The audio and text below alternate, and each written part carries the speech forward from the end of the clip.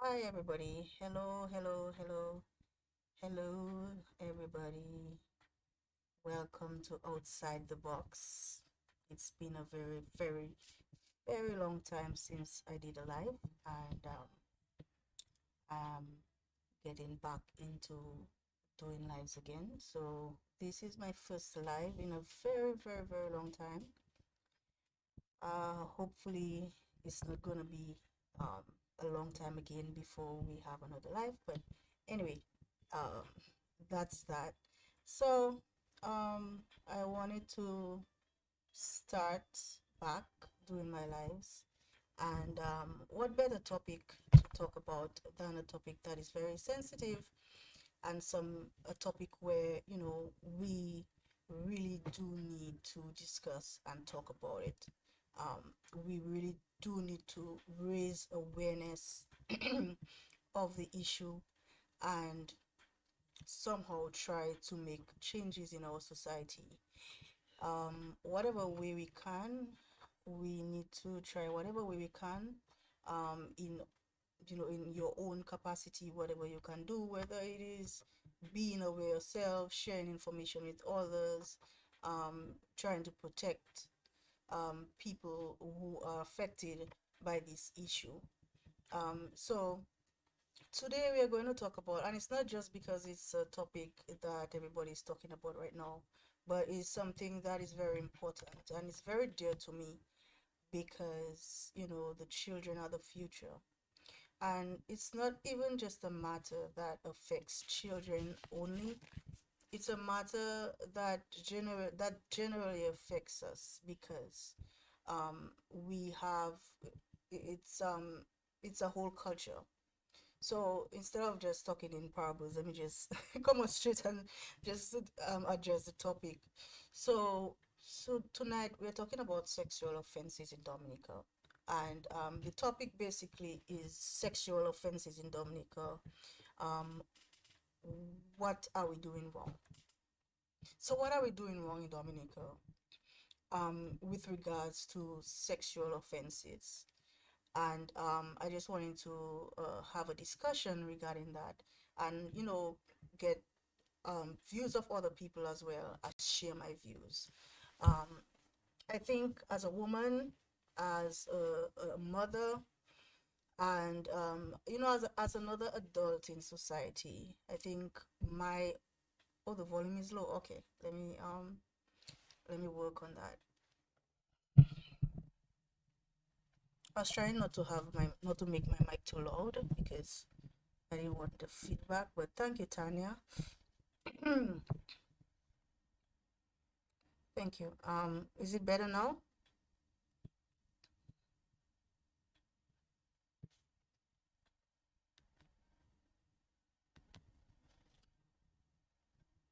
Okay.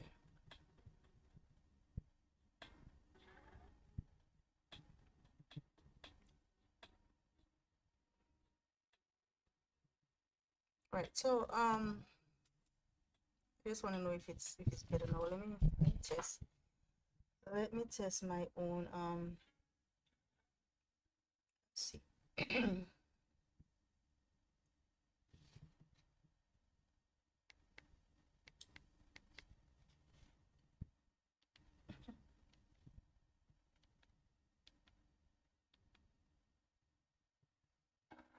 Now, Candy. Oh, oh, sorry.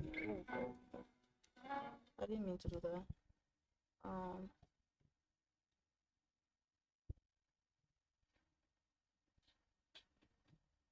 let me just see what the volume is like. Because I don't want to sit down there for a long time and then find out that nobody was hearing what I was saying. So I just want to test that first to see what's going on.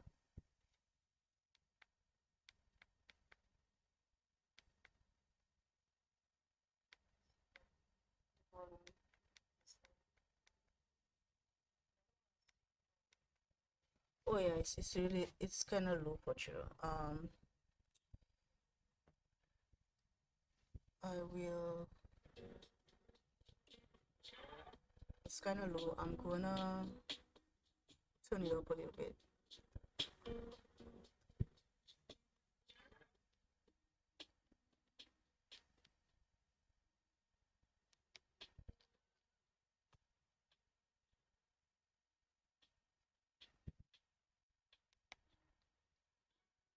Okay, so I think that might be better. I think that might be much better. Um, I don't know if you can hear it. Okay.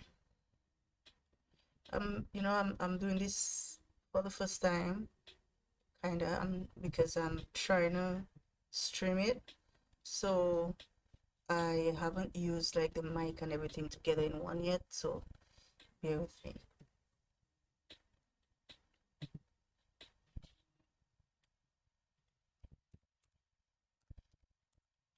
Okay. So it's just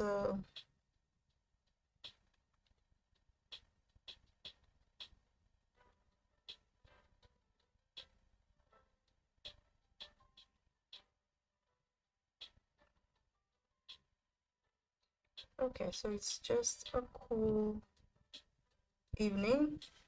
I just wanted to come on here and talk a little bit about Dominica's sexual offenses.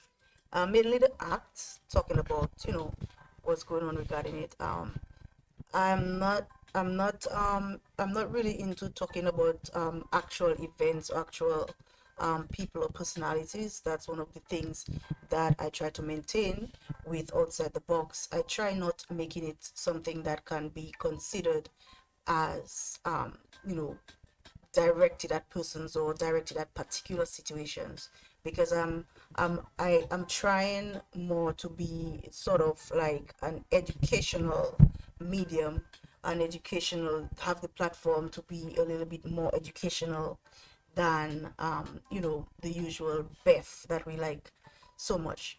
So I'm going to talk about the Sexual Offences Act, and the just the general way how we look at sexual offenses, and we're trying to discuss and talk about what are we doing wrong in Dominica regarding sexual offenses.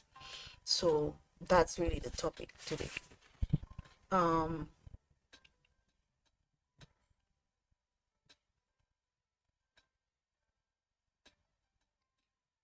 so Dominica, our Sexual Offences Act is one of the main issues why we still have such a glaring problem with sexual offenses, and especially when it comes to children, sexual offenses against children.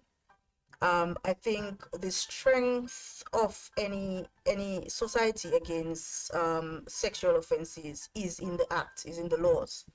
And so the laws are supposed to be strong and rigid and very serious, to deter criminals and to punish criminals as well. And not just to do that, but also to provide rehabilitation and consideration for the victims, and to make sure that the victims are the first in line in terms of consideration. And so I think our Sexual Offences Act is lacking in that area. I don't think that it has been, I don't think enough focus has been placed on children, on the victims or the possible victims of sexual abuse or sexual offenses. And I really don't want the conversation to just be about sexual acts against children, because that's really not the main issue.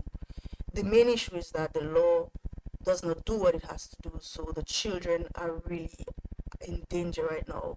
Um, and it's not like it's something new that they're only in danger right now, but the thing is that they're changing the laws, and they're not doing the changes that will really put the children in a better position. Sexual, wait a while, I think that might be a bit too loud or something. I just want to make sure that it's not too loud, because I kind of hear it sounding a bit loud.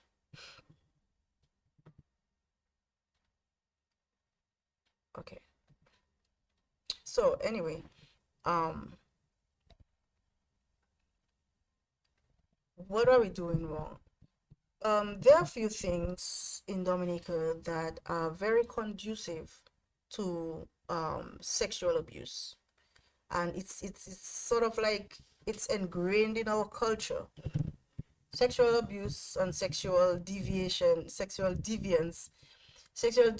and all those things. This is ingrained in our culture.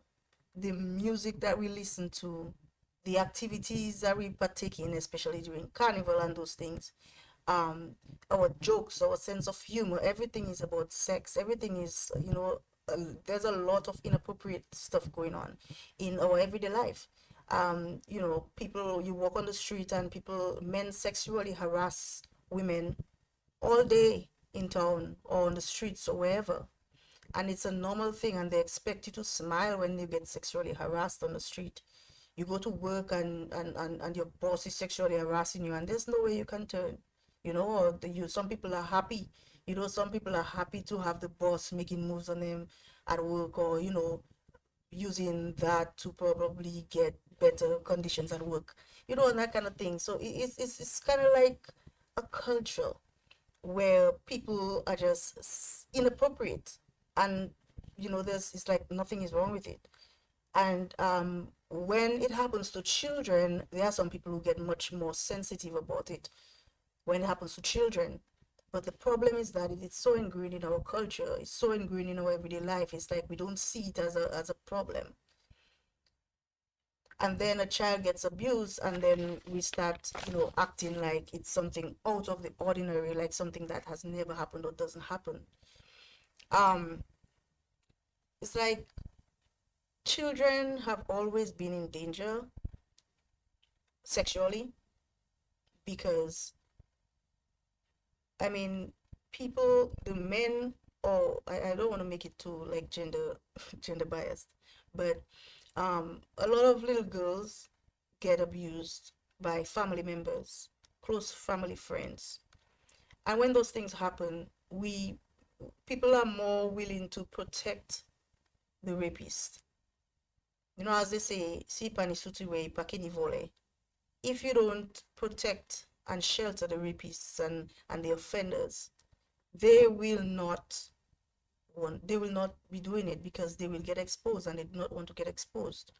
And a lot of them, they continue doing the wrong things that they do because they don't get exposed. Their identity remain hidden, and then they can live to do it again. So it's really something that our culture really fertilizes. It's like our culture kind of like makes this issue grow bigger and bigger.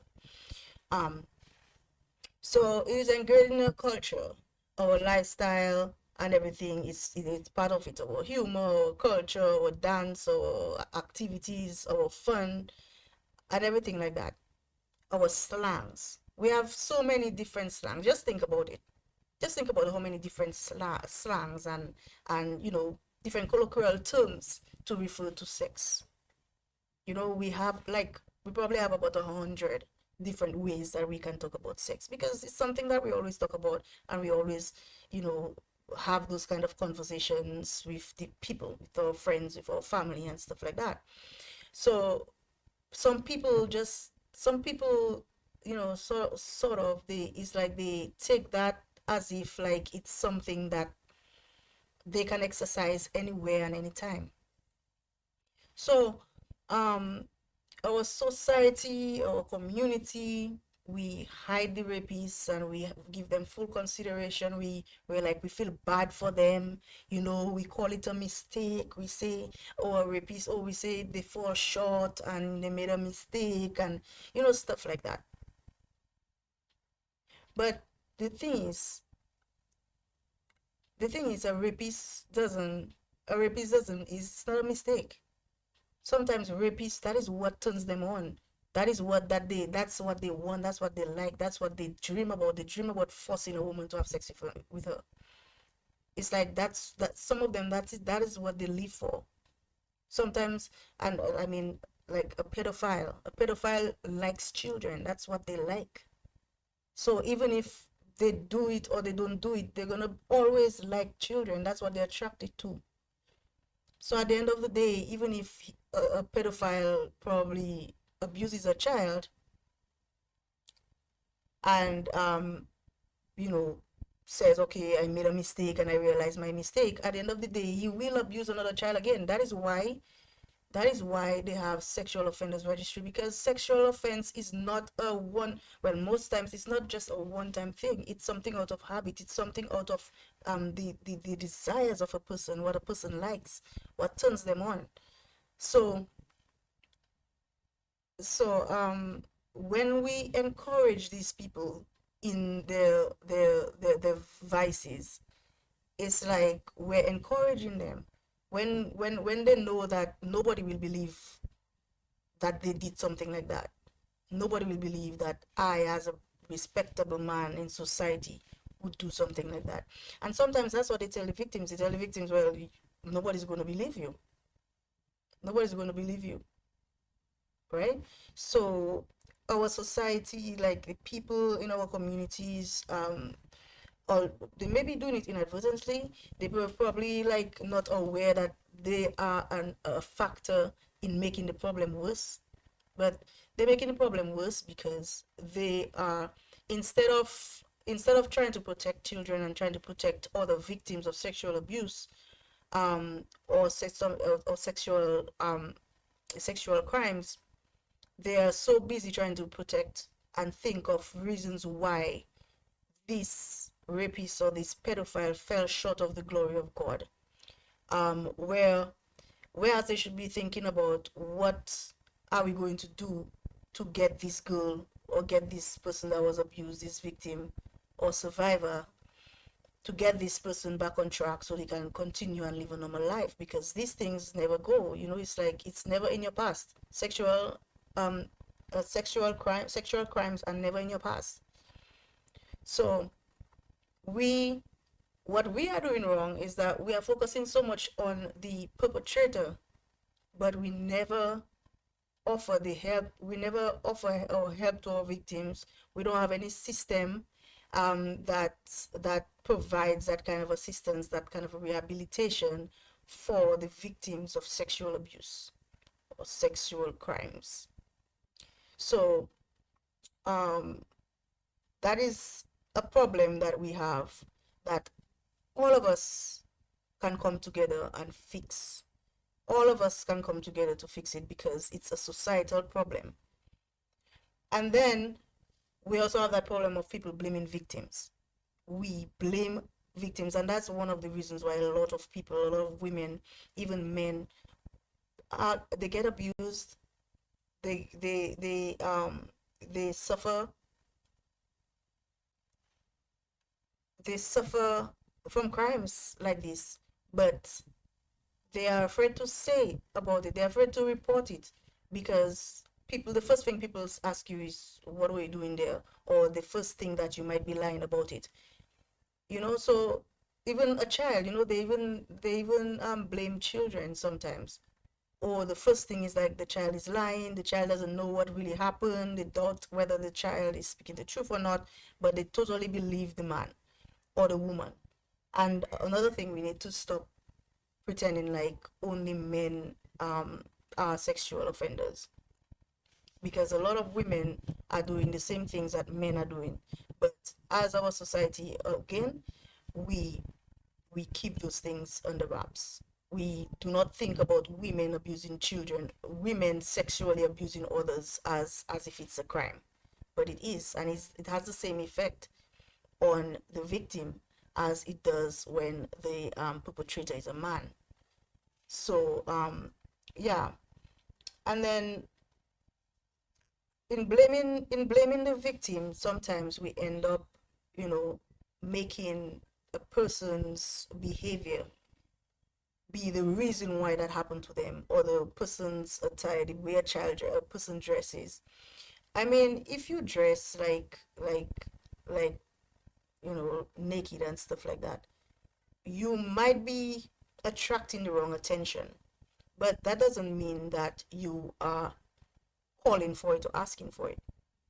And a lot of times people tend to say, oh, this child is a this, that child fast and stuff like that. For me personally, I never feel look at a child as so-called nasty, or salop or whatever it is that we usually term people who are promiscuous as. Because a child cannot be promiscuous, a child cannot be salop or nasty. I don't believe that a child can be nasty or salop, because you know why? Because any child under the age of consent that is active, that is sexually active, that child is being abused. That child is not an adult, and somebody is taking advantage of her. So the only reason why she is having sex is because somebody is abusing her. Somebody introduced her to the act, and you know they they took advantage of her. And now, even if she knows, even if now, like she likes what's going on because she learned it and she enjoyed it, because sex is enjoyable. So if someone is abusing a child, and she's human just like you and I, and she thinks that that is the right thing, she doesn't know it's wrong, because let's say sometimes her father is doing it to her, her uncle, her stepfather, whatever is doing it to her, she doesn't know that it's wrong at the time. So she grows up, at least probably for some years, suffering under the abuse, thinking that it's right, thinking that it's okay to do it. And then she probably goes out there and she finds out she's a nasty.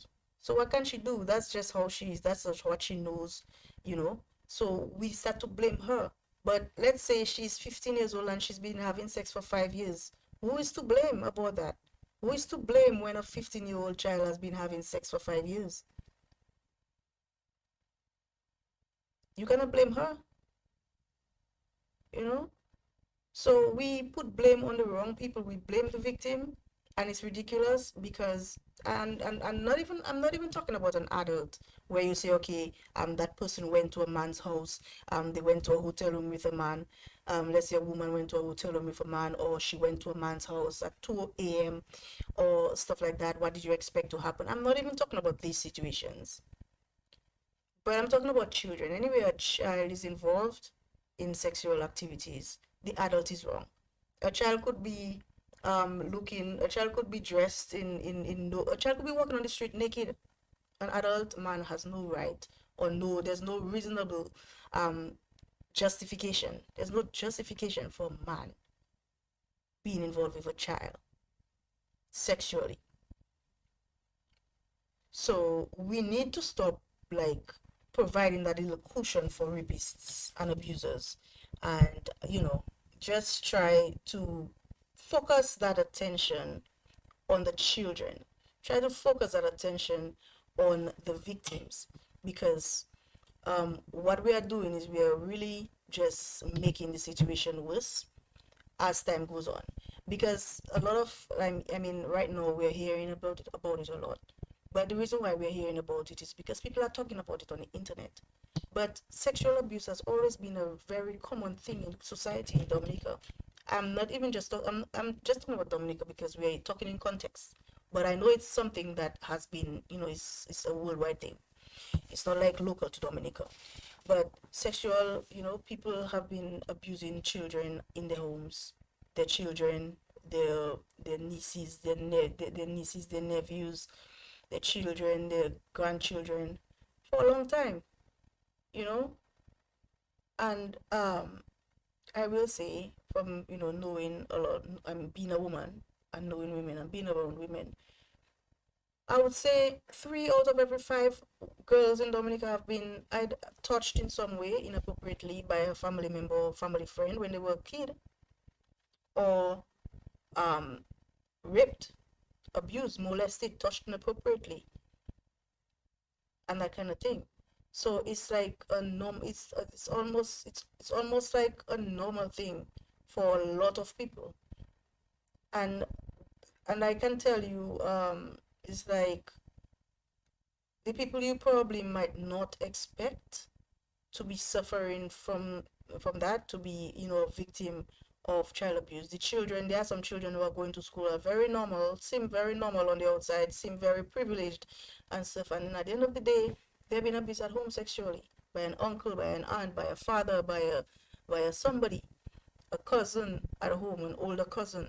So this has always been happening, but the only thing that's different now is that people are talking about it, and we have the internet to learn about stories that we don't know about. Because before, we would only know about those things if it happened to us, or it happened in our house, if it happened in our family, and sometimes it happened in your family and you don't even know about it, right? Because the family would hide it. Hush, hush, hush. Don't say that about your uncle. Don't say that about your grandfather and stuff like that. So it would be on a real hush hush. But now we're having some stories coming out, and don't ever believe that we are hearing about all child sexual abuse cases that are going on in the country. We are not hearing about all of them. We only hear about it when it's somebody that we know, or somebody knows, or lately it's been people that are in the public. Most times you only hear it about people in the public, or people who probably well known, right? But it's not something that is getting. It's not like it's getting more popular. It's just that it's getting more known. It's getting exposed more. So but that's in regards to society, our communities, or families. We are letting it happen. There are a lot of parents, they don't believe the children, and they will see those things happening. They will actually they'll catch the partner probably in the child bedroom at night, and then they will just let it pass, and they have the suspicion, but they don't want to believe that happening, and then they'll let it pass, and then they'll just let it happen, pretend it's not happening. So it's like they're not even they don't even they care so much about how they feel and their relationship, and they don't want their relationship to end, so they prefer to pretend like they don't know about it. And these are the people who are putting, these people are kind of like putting, not kind of like, these people are definitely putting themselves and their feelings in front of the children, because you're leaving your child suffer under the hands of someone who is abusing her because you do not want to break up your relationship. So you're just going to let it happen and pretend like it's not happening. And that's a lot of that is happening at homes, and and contrary to a lot of people's belief, it's not just in poor homes that's happening. It's happening in the well-to-do families too, but you will not know about it. You know, so um, that's something too. But one of the main things that would really um that really controls or really affects that kind of issue would be the laws.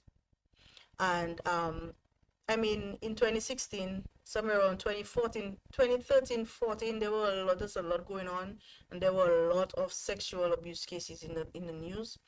And there was a bit of pressure on the government. People, they were protesting. They are not protesting, but they had little walks and stuff talking about sexual abuse, asking to update the Sexual Offences Act. And that pressure got the government to finally go and sit down and try to make amendments to the Sexual Offences Act. And they did that in 2016. And so, but the last time that the Sexual Offences Act had been amended, or had anything done on it, was in 1998. So between 1998 and 2016, um, there was nothing being done, and the act was really in a bad condition. It was really in a bad condition because from 1998, and the changes that they had made in 1998 I mean, 1998 was a long time ago. We didn't have a lot of the issues that are coming up now. There are new issues, especially, for instance, the most recent text situation that we saw in the news, in the street news. Um, so like that digital thing. So then they needed to do a lot of updating in many different areas. And in 2016, they did do some amendments. And but the thing about the amendments that they did was that they they chose not to deal with certain areas that would that add, that would really make the difference.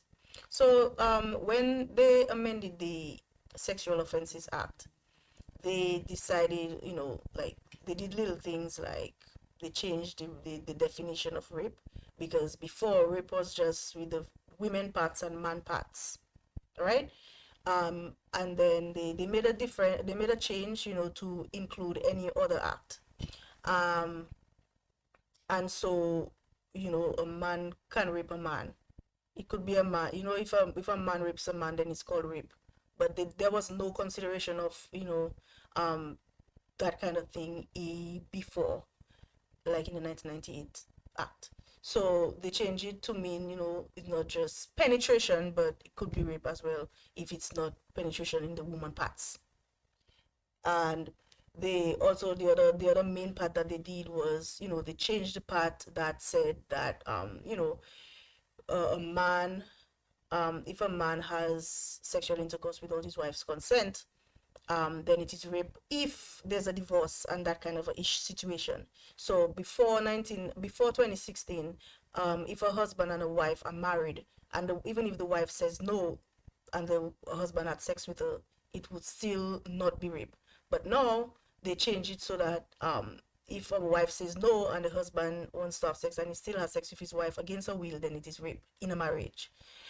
So that was one of the good things that they did, and it changed that, has an effect, especially in abusive relationships. So that the place for that, was important in terms of abusive relationships where a husband and a wife, where a husband abuses his wife, you know.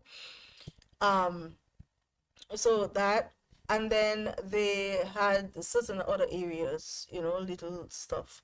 But then the part where, they added some, punishments for parents or people who decided to drop cases for hush money.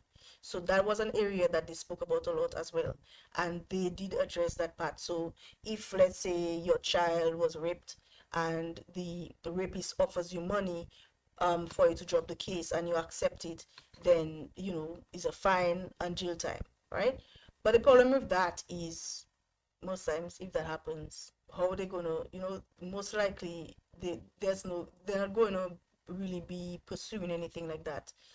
We do know that they're not going to be pursuing. Nobody's going to be investigating to find out if, somebody accepted money to drop a case. Nobody's really going to pursue it, you know. So, but it's in the law that if that happens, it is against the law, and the parent should be going to jail. But are they really going to enforce the laws? And that's the other problem too. We have laws, but a lot of the laws that we have are not being enforced. So they could put it on the books, but are they really going to enforce it? Are they really going to enforce it? Is someone going to investigate to find out if, a parent was paid money for dropping a case or stuff like that? So, but anyway, they do have other conditions in the act, in that section, that prevents that kind of thing from happening, preventing people from dropping cases and stuff like that, especially if they're paid. Um, so that kind of gives a little bit more protection to the kids. But, um,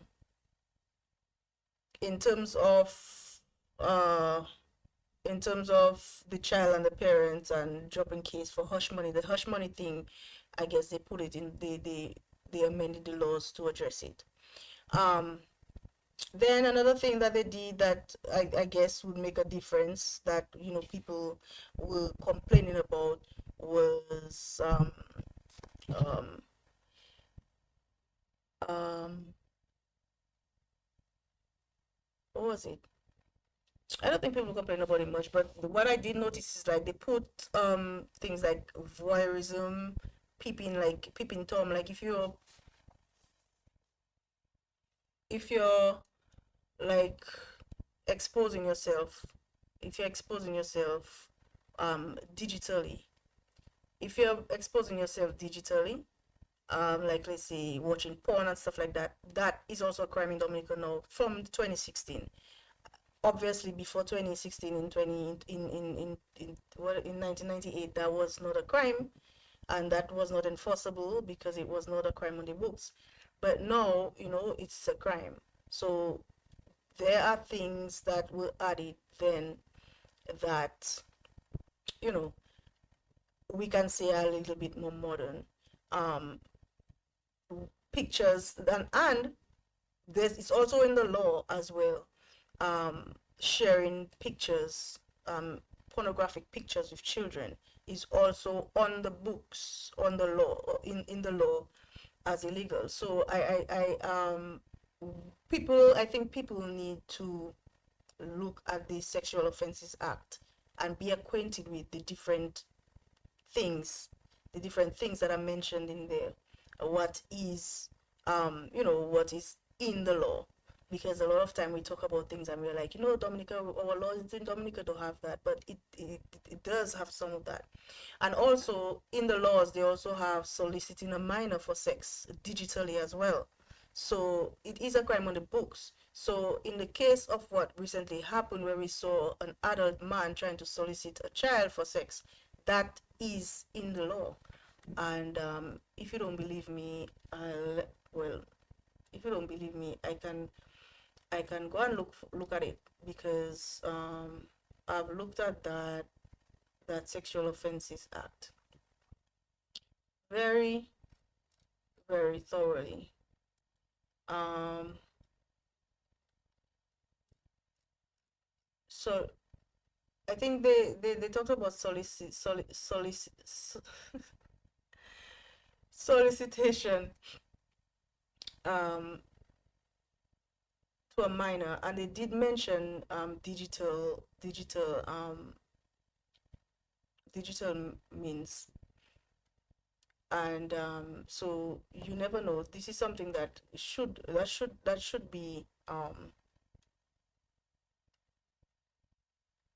be enforceable.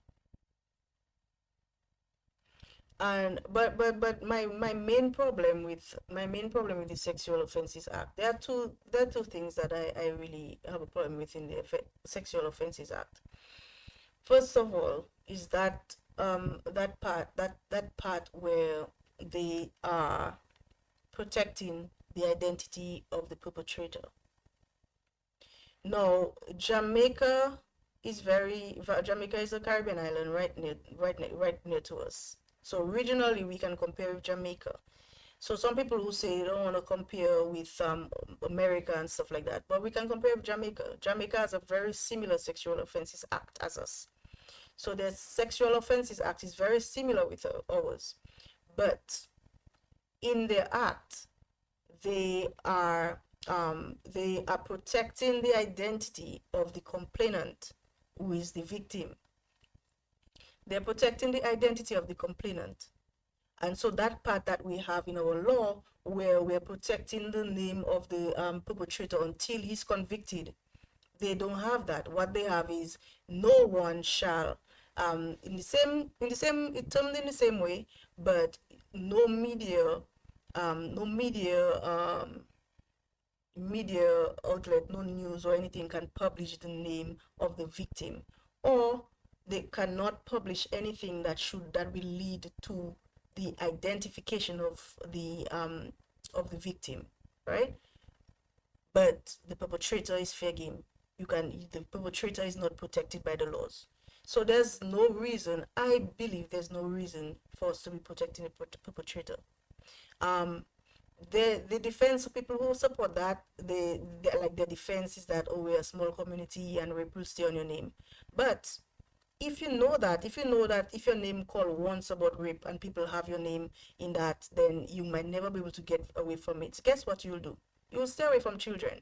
You will stay away from other people's children. You will try not to do anything that can be, misconstrued as a sexual offense against a child. So you will stay away from children. You will be careful. So we will have less child abuse. But no, men believe that okay, they can do whatever they want, and then their name will not call, so nobody will know what they did. They will not have any record of their name on the internet as a rapist or as somebody who did a crime against a child.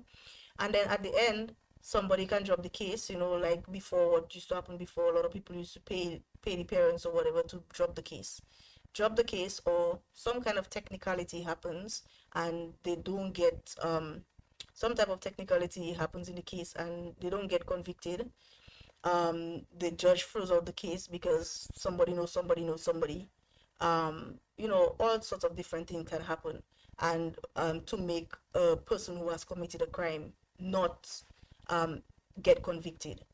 So what will happen is these people will work their magic, get the charge thrown out, and then they live their life like they never did anything. You'll go on the internet, you'll put in their name, and you'll never find out that they did anything like that. But then they will leave Dominica and then they'll go to America and then they'll repeat the same thing. And then we'll hear the news and we'll be like, oh, Boje, that man was a rapist, no, Boje, the man. But we don't know that that man was a rapist in Dominica. He had cases that we never knew about, but when he went to the States and he tried it again, he couldn't get away with it. So, as I was talking about the Jamaica law, so the Jamaica Sexual Offences Act is very similar, and they do have a section like that, but the section is not to protect the perpetrator. That section is to protect the victim, and there's no mention of not calling the perpetrator's name or anything like that. Even the punishments that our laws put, like imprisonment and fines, they do have imprisonment and fines, but that is for the people or the news outlets who broadcast the name of the victim, and that's what Dominica should do. We should do that. That part of the law should be punishing the people who um, release the names of the victim. For instance, those news agencies, whenever rape happens or of a child or whatever, they'll say, oh, they will say the man raped his daughter or he raped his 7-year-old daughter. So information like that is information that a news shouldn't be giving. A news should just say that he raped a child or he raped a 7-year-old child. But his name should be out there that he's accused of raping 3 children, whatever it is. His name should be out there. But the names of the children and the information that would identify the children should remain hidden, and that is what should be. But our law decides that they want to protect the perpetrator, and they're claiming that it's because that would protect the victim. It does not. It does not protect the victim. What it does is it allows the perpetrator to find new victims after that story blows off. So after that story blows over, he will be able to move on with a fresh, clean slate to continue doing it until he gets caught again. So that is an issue. And also, Jamaica is another Caribbean island, it's another regional sister. They do have a sexual offenders registry. Well, at least in their laws, right? So they do have a sexual offenders registry. Anybody that is convicted or whatever they will be put on the sexual offenders registry. Dominica, we don't have a sexual offenders registry.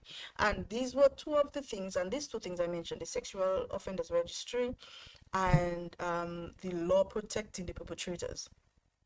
These two things these were two of the main issues that Dominicans were really protesting for when people were protesting for change with the Sexual Offences Act. These are the two things that we really wanted. Um, and they did not do it.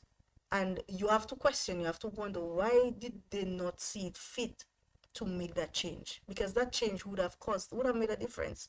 That change would have made a difference. It would make people more afraid. Because I mean, in places where in places, yeah, like if you have that kind of law where your name will be called and there will be an article on the news on the internet with your name on it, people are not going to put themselves in positions where people might think they're in that situation. And if you find yourself in an awkward situation and you will be innocent, you'll be innocent. And then all the newspapers, all the news, and all the everything will show that you were acquitted, so you can prove you will be vindicated, right? But people are just free to just do what they want and then come out scotch free and then start over again and abuse people's children. Somebody, you probably meet a man and you never knew the man was involved in any kind of sexual offense, and you meet him, you move in with the man and your children, and you don't even know the man was involved in something like that, and not knowing that you're putting your children directly in the lion's mouth. I mean, we're in 2022. We should be able to have these types of things. Our society should have moved forward enough so that we realize the dangers of for children and we try to be proactive.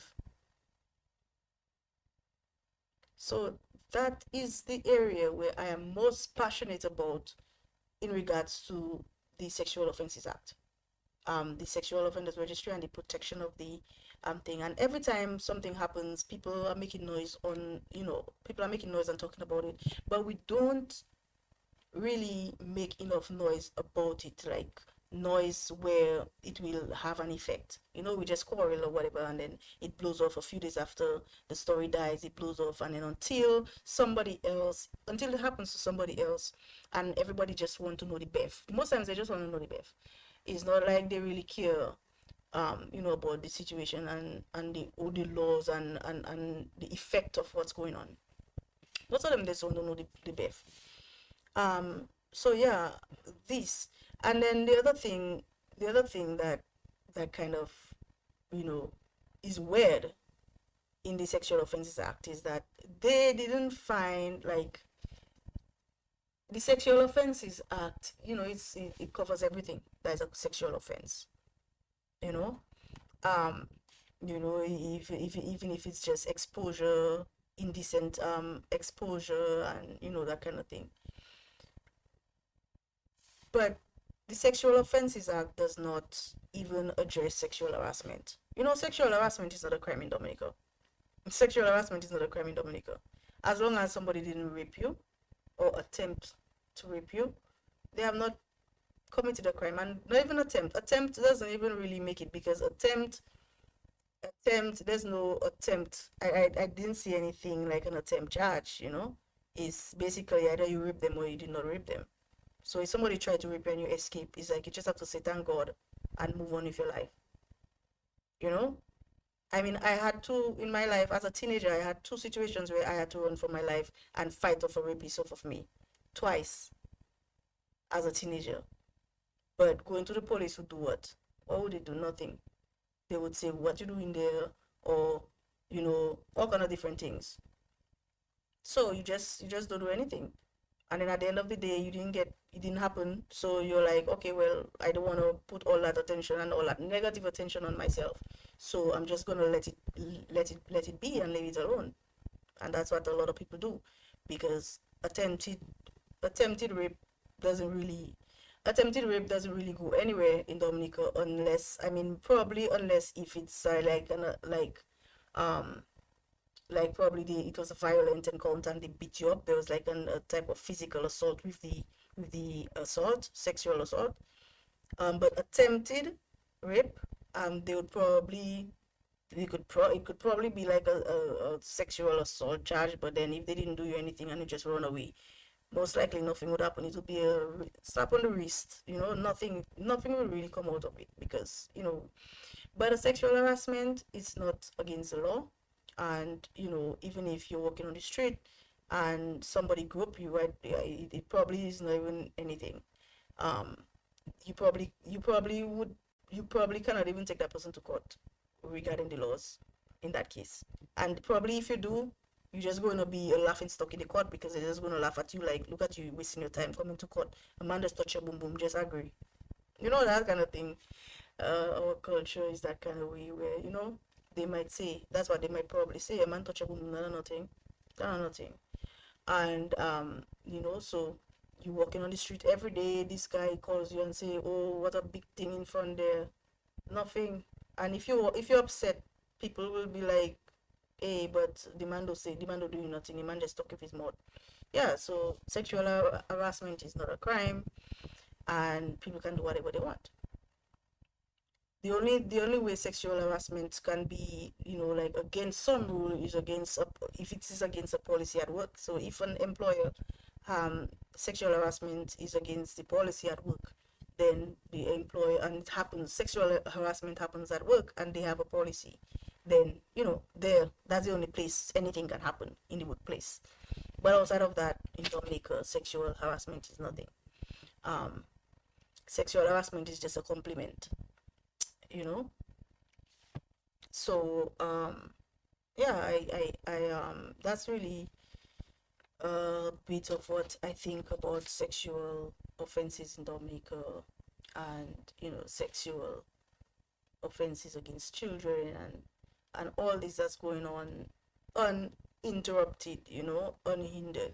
And even when those things happen, they go to court and the judges just slap them on the wrist. 5 years discount because you've never done it. It's your first crime. 50% discount, and they discounting those things like as if it's a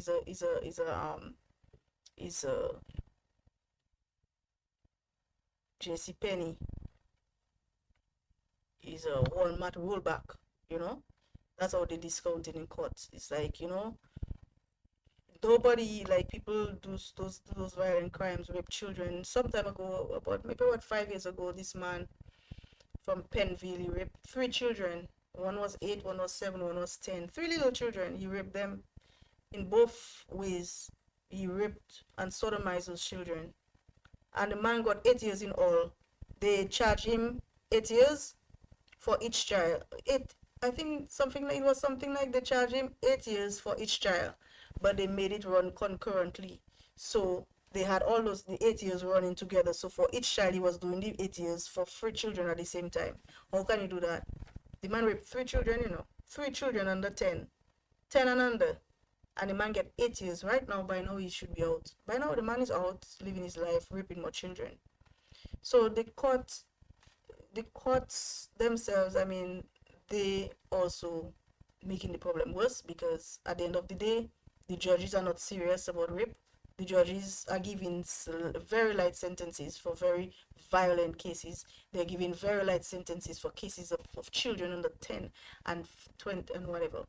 And the other thing is, in our Sexual Offences Act, we have, like, I could be wrong, but like in terms of the different, like, categories of sexual abuse against children, they have under 14 years, and then they have 14 to 16, right? These are the two categories where they make it more severe for the younger. So, but they should still break it down further. And if you have sex with a child, under 10, it should be even more, and it should be really severe. The lower you go, the more severe it should be. That should be like, and then in the laws, they're saying that your first offense, like the first time you're convicted of one of those crimes against a minor, it's a minor against a pregnant person, against a person and get them pregnant, against an elderly, all those things. If you, like, are convicted of rape, of any one of them, then your sentence should be the rest of your natural life, right? So they're saying that in the laws, but it will never happen, right? If you look in there, you will see that they're saying that certain rape would be like the imprisonment for rape. I think that part saying 14 years, and then they're saying, like, if it's an elderly, a pregnant person, if it's violent, if it's a group, a gangbang, and stuff like that, it would be for your natural life. I think that is if it's your second offense or something like that. But whether it's first or second offense, or whether it's the first or second offense, I don't think that they will put them for the rest of their natural life in prison for rape. Not in Dominica. So they'll never actually enforce the laws that are on the books. Those judges is giving 2 years, 5 years, and discount, discount, discount, discount. You see and say you're in some kind of discount department store. So that's another area too. The judges, the courts are not serious. The courts are not serious about stopping sexual abuse of children, or curbing any type of sexual abuse in Dominica. Um, and right now it looks like as if they everybody is like, I never know when it will be my cousin or my uncle or my nephew that will be in the situation. So they're being considerate about, you know, the the criminals, because they never, I mean, they're like, it can happen to anybody. It cannot happen to anybody. It's not anybody that is attracted to children. It's not everybody that is attracted, or that want to force somebody to have sex with them, and that gives them pleasure. It's not everybody. It's only some. Everybody, So that kind of it can happen to anybody thing that we like to say, that that is not true. It doesn't make any sense. It cannot happen to anybody. It can only happen to a rapist, somebody who has the tendency. Rape is not an accident. I mean, those situations where you're two adults have a situation where somebody say yes, somebody say no, then somebody change their mind. All those technical situations there, we're not talking about that, because you know everything, all the details of situations like that. You always have to look at the details. But anytime a child is involved, you don't have any analysis to do, and that's the problem that we have. The problem that we have is, even if, like, even even even if it's a child that cannot consent sex, people will have make an excuse. Oh, those children so fast these days. Those children this. Those children that. Those children this. So what happened to the men or the women or whoever abusing them? They are the problem, not the children.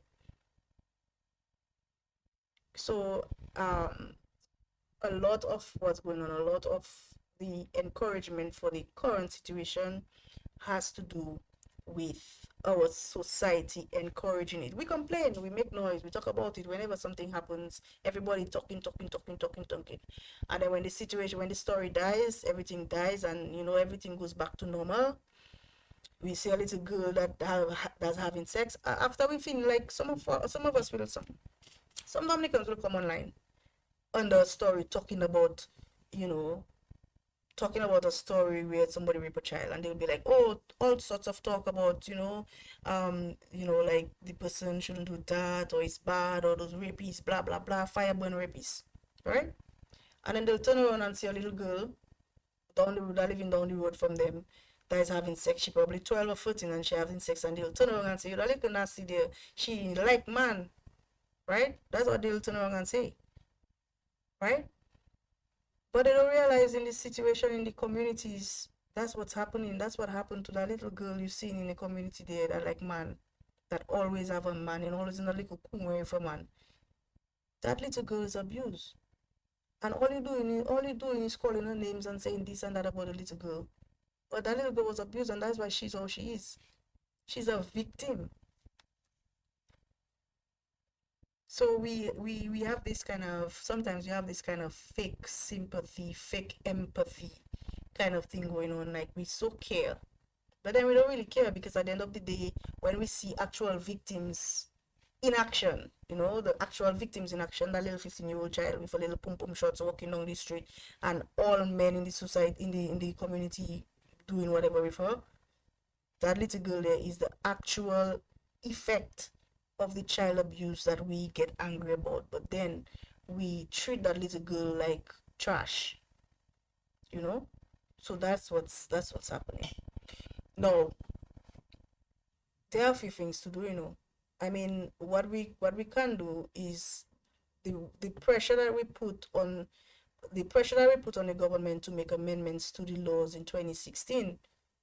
Dominicans can put their foot on the ground and start pressuring the government to make those changes too, to make those two changes: a sexual offenders registry, and stop protecting sexual offenders. These two things can make a big difference, and that's what we want. We like those changes that you guys made, the changes that you guys made in the Sexual Offences Act. We like them, but we need what really would make the difference. We want it, those two things. We want them because they would really make a difference. And again, and another thing I want to add regarding the sexual offences law, they need to remove the buggery section. They just need to remove it. You don't need to say anything. You don't need to say it's okay to buggery is fine, buggery is legal. You don't need to say, we're not asking. You don't need to say they can get married or nothing like that yet. If you're not ready, our society probably is not ready for that. But you can just delete that little section. That little section that talking about buggery. Just delete it. Just delete it, right? And just consider if it's because what they're trying to say is that nobody has ever been arrested or charged for voluntary buggery acts. But just remove it from the books. If it's not being enforced, just remove it from the books and just leave it like that, because one of the changes that they made also is that they made rape, like the definition of rape, something that can happen to both a man and a woman, because before rape was only to women. So in like 1998, between 1998 and 2016, rape was just a woman, because the law defined rape as penis and vagina interaction without consent, right? But then they changed that definition to include any sexual organ and stuff like that, right? Or the anus or whatever. Change. So they don't need the buggery law. They can just delete that, remove that from the books, because it's not enforced and it's not necessary, and it's not needed. You just leave it alone. So but they when they did the amendments, they went in that section and they changed how many words and how many different things. They were just supposed to remove it, you know you know why. But anyway, that's not really my fight to fight, and the people to fight it, I guess, since it's still on the books, they don't want to come out there and fight it. But anyway, whatever. But my main issue tonight really is, that the main parts of the sexual abuse law, and the parts that were changed. I just wanted to talk a little bit about the parts that were changed, and what issue still remains, because the issue, that's the problem we have right now is those two things. We need a sexual offenders registry, and we need to stop protecting the perpetrator. We can protect the identity of the victim without protecting the identity of the perpetrator. We can do that, and we'll be happy and willing to protect the identity of the children. We'll be happy, and I feel the public will be happy and willing, because that's what people usually do. The accused is not protected. The accused shouldn't be protected. And for me, I look at it as the lawmakers just making that situation so that if they end up falling in that trap, then they have a little, people who don't know about it or whatever, they can benefit from that little thing there. That's how I see it. So, but anyway, that's the topic that I wanted to talk about. I've been this live is about an hour now, although I spent some time, about a few minutes, just without before I started actually talking. But it's like an hour and 40 minutes, so I don't really want my videos to be too long. So I will be having more live discussions, and I think I will probably be looking at the Sexual Offences Act again another time in more detail, and probably actually looking at actually specific parts of the act, because I didn't want to go into all that today. I just wanted to look at it, to talk about it generally. But I think I'll do one of my outside the box, but maybe it might not be a live video. It might just be a recorded video, um, to do and talk about the act and the different parts of the act, because a lot of people have not looked at it, and they don't watch it, and they don't know what is in there. So it will be a good opportunity to just talk about it and let you guys know. I'm not a lawyer, I'm not an attorney, I'm not trained in law or whatever it is, but as a layman just like you, and reading the laws that are there, because you don't have to be a lawyer to read the laws and to know the laws and to understand them. So just going through the words that are there, going through the sections and what is included in the law shouldn't really be a problem for somebody that's not an attorney to do, So anyway, I'll call it the end. I'll call it a night. And thank you very much for viewing. Please join me next time. Thanks.